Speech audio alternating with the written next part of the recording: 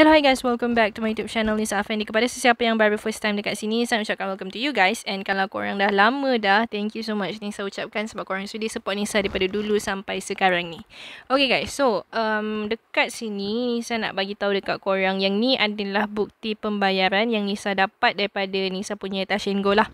So tanpa nak melengahkan masa, jom Nisa nak tunjukkan dekat korang apps yang membayar ni.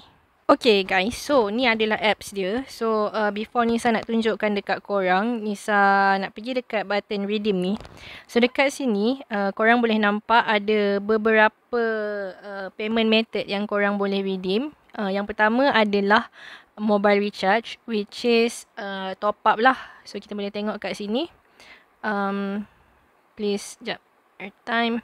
Ada ni lah, Celcom, Digi, Hotlink dan sebagainya. Bundle ni pun sama, data ni pun sama. Sebagai contoh, kalau Nisa ambil Digi, so korang boleh nampak kat sini ada pelbagai payment method lah. Ada pelbagai top up. Contoh, ada RM5 sehingga RM30 top up.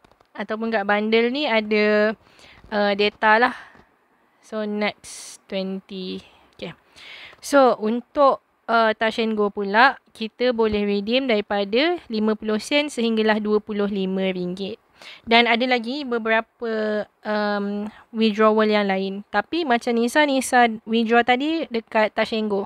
So macam mana nak tengok? Pergi dekat My Reward. Okay, so macam Nisa tadi, Nisa dah withdraw RM25 pada 16 Mei and dah masuk dah pun.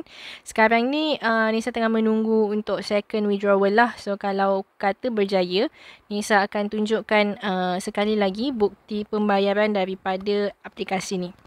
Okay, so bila korang download je apps ni, dekat bawah ni semua ni, kat sini Streak dan Scratchit ni, yang ni tak akan keluar dulu tau, sebab korang kena download satu games. So macam mana, korang tekan je dekat button play now ni.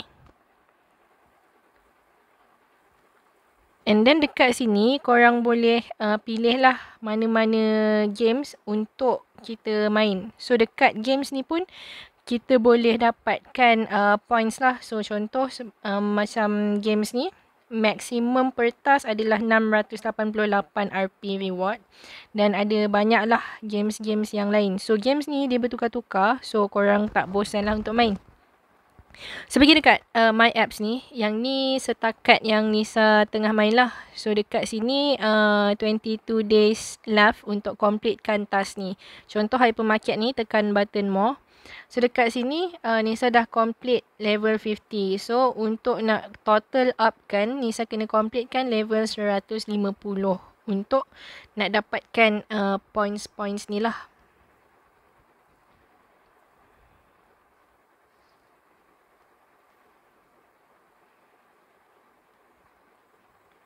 Okay, so selain daripada playtime, korang boleh juga buat survey dan juga offer lah.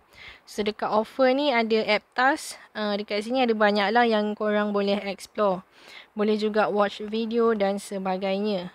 And then dekat invite friends ni, okay, korang boleh lah invite friends untuk lebih mudah untuk dapatkan points.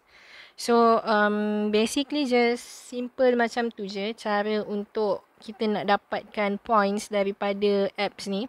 So siapa yang berminat untuk nak cuba, korang boleh je klik link yang Nisa dah letakkan dekat bawah ni untuk lebih memudahkan korang bagi proses nak download.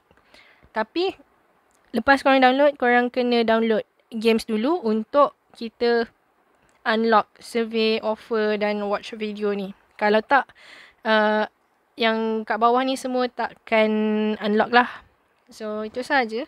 Dekat Streak ni pun korang boleh nampak kat sini, kita kena online setiap hari untuk nak collectkan 100 RP points secara percuma lah.